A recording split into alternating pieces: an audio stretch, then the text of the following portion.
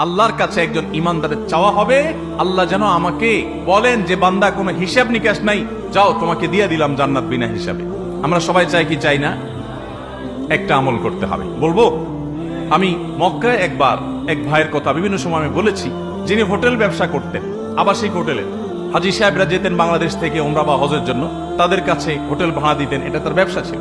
তো করোনার ঠিক আগে এই লোকটা হঠাৎ করে আমাকে বললেন যে ভাই, মনটা খারাপ, বহু বছর আমি এই হোটেলটাতে ব্যবসা করি, মালিক সৌদি মালিকের সাথে আমার ভালো সম্পর্ক, তো আমি যে এই হোটেলটা সারা বছরের জন্য 1 মিলিয়ন রিয়াল দিয়ে ভাড়া নেই, আমার এই স্বদেশী আরেক ভাই, বাংলাদেশি আরেকজন, সে মালিকের ফুসলায়া ফাসলায়া আরো 2 লক্ষ রিয়াল বাড়াই দিয়া সে হোটেলটা নিয়ে নিস।